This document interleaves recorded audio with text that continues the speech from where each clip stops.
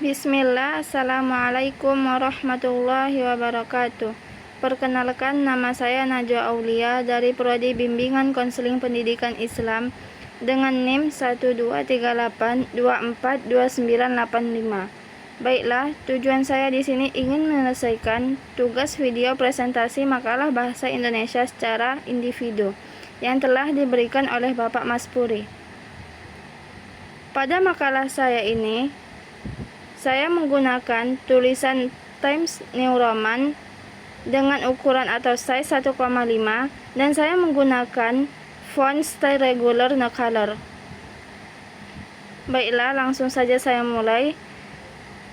Pada makalah saya di halaman pertama terdapat cover.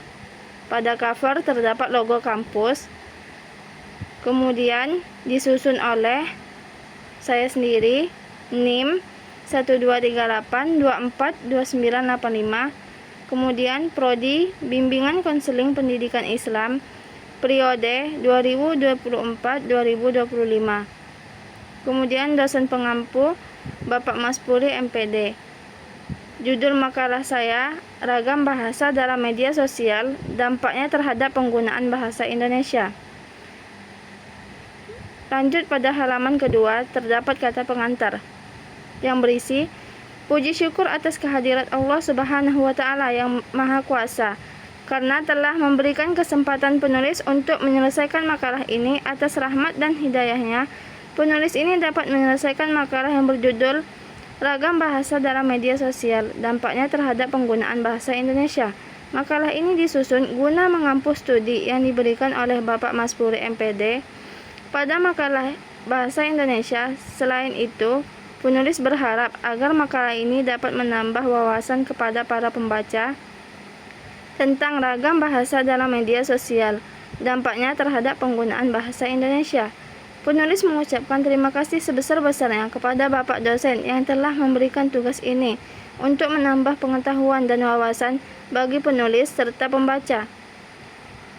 Penulis menyadari bahwa makalah ini jauh dari kata sempurna. Oleh sebab itu, kami akan terima baik komentar bagi para pembaca demi kesempurnaan penulisan makalah ini. Semoga makalah ini menjadi ladang pahala buat penulis dan menjadi tambahan wawasan untuk para pembaca. Kemudian pada halaman ketiga terdapat daftar isi.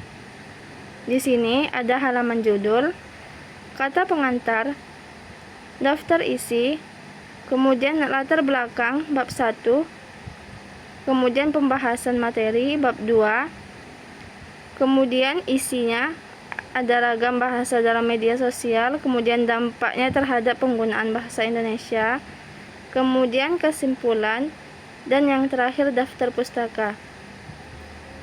Pada halaman berikutnya, halaman keempat itu pendahuluan, latar belakang. Adanya kebutuhan untuk berkomunikasi dan bekerja sama dalam berbagai situasi dan fungsi. Ragam bahasa muncul karena perbedaan penutur, situasi, dan tujuan menggunakan bahasa dalam media sosial. Ragam bahasa yang dapat muncul dapat berupa penggunaan kata-kata slang, kemudian istilah baru, singkatan, gaya bahasa yang lebih santai dan informal. Kemudian penggunaan bahasa asing seperti bahasa Inggris dan bahasa Arab. Penggunaan bahasa Nusantara seperti bahasa Jawa dan bahasa Sunda. Salah satu dampak dari pengaruh media sosial pada perkembangan bahasa Indonesia adalah terciptanya variasi bahasa baru. Media sosial menjadi platform yang memungkinkan pengguna untuk berkomunikasi secara cepat dan langsung dengan orang lain di berbagai belahan dunia. Dampak negatif yang ditimbulkan dari bahasa yang digunakan di media sosial. Yang pertama, masyarakat kurang mengenali bahasa baku sehingga tidak lagi menggunakan bahasa Indonesia yang lebih baik dan benar. Kemudian, dampak yang kedua, masyarakat tidak lagi menggunakan ejaan yang disempurnakan. Yang ketiga, masyarakat menganggap remeh bahasa Indonesia sehingga padanya rasa bangga pada diri akan bahasa nasional Indonesia. Kemudian pada halaman berikutnya terdapat pembahasan bab 2. Ini sudah termasuk isi dari makalah. Saya akan membacakan sedikit isi dari makalah saya. Yang pertama, A. Ragam bahasa dalam media sosial. Ragam bahasa dalam media sosial memberikan dampak signifikan terhadap penggunaan bahasa Indonesia. Beberapa dampak tersebut antara lain: perubahan struktur bahasa. Penggunaan media sosial cenderung mengabaikan kaidah tata bahasa yang baku, seperti penggunaan tanda baca yang kurang tepat atau penghilangan kata sambung. Hal ini menciptakan bentuk-bentuk bahasa yang lebih singkat dan langsung, seperti akronim E, G, KM untuk kamu, LG untuk lagi, yang bisa mempercepat komunikasi, tetapi kadang merusak kelancaran bahasa yang lebih formal. Penyebaran kata gaul atau slang. Istilah-istilah baru yang berasal dari bahasa gaul atau slang seringkali muncul dan tersebar luas, seperti baper, bawa perasaan, selfie, atau ngabuburit. Bahasa-bahasa ini sering digunakan oleh generasi muda dan dapat mengurangi penggunaan bahasa Indonesia yang lebih standar, terutama dalam komunikasi sehari-hari. Pencampuran bahasa. Banyak penggunaan media sosial yang cenderung mencampur bahasa Indonesia dengan bahasa asing, terutama bahasa Inggris. Fenomena ini sering disebut sebagai kode switching atau kode mixing, seperti dalam kalimat "aku lagi cari food buat dinner". Hal ini dapat memengaruhi kemampuan berbahasa Indonesia yang baik dan benar, terutama dalam konteks formal. Pengaruh pada generasi muda.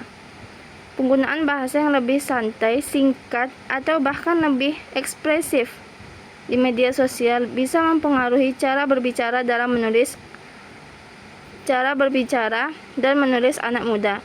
Jika kebiasaan ini terus berkembang, ada kemungkinan generasi mendatang lebih terbiasa dengan bentuk komunikasi yang kurang formal, yang berpotensi mengurangi pemahaman terhadap bahasa Indonesia yang lebih kompleks dan baku.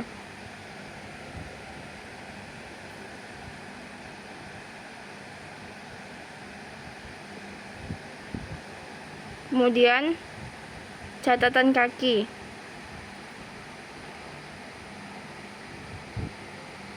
Di sini ada OOTD, outfit of the day, pakaian hari ini.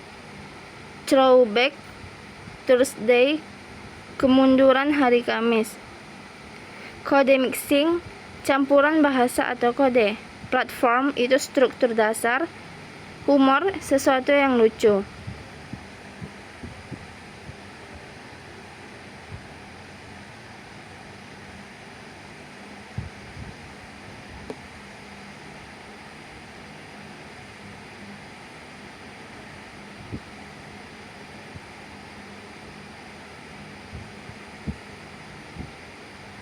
Kemudian masuk ke halaman berikutnya, itu ada kesimpulan.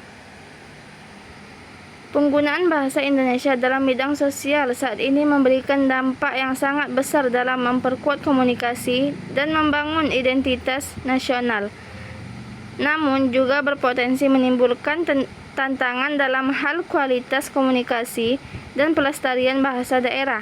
Oleh karena itu, penting bagi masyarakat untuk terus menjaga keseimbangan antara penggunaan bahasa Indonesia yang baku dan penerimaan ragam bahasa lainnya dalam konteks sosial yang berbeda. Kemudian pada halaman berikutnya terdapat penutup dari makalah. Cukup sekian makalah yang saya buat. Semoga bermanfaat dan bisa menambah ilmu, wawasan, dan pengetahuan buat pembuat dan para pembaca. Ucapan terima kasih buat dosen pengampu mata kuliah Bahasa Indonesia yang telah memberikan kesempatan kepada penulis untuk bisa menjelaskan makalah ini sampai akhir. Ucapan permintaan maaf jika banyaknya kekurangan di dalam makalah ini, karena makalah ini sangat jauh dari kata sempurna. Kami di sini kita sama-sama belajar untuk membuat makalah dan mencari ilmu dari Bapak dan Ibu dosen. Semoga makalah ini jadi amal jariah untuk penulis makalah. Kemudian, pada halaman terakhir itu terdapat daftar pustaka. Daftar pustaka ini saya dapati dari https://www.kompasiana.com, https://uad.com.ac.com, id https kompasiana.com, https S2 pen bahasa dan sastra, https jurnal pubmedia.id, sumber majalah dan informasi di internet dan chat GPT lainnya. Baiklah, cukup sekian presentasi dari saya. Apabila ada kekurangan, saya mohon maaf. Saya akhiri. Wassalamualaikum warahmatullahi wabarakatuh.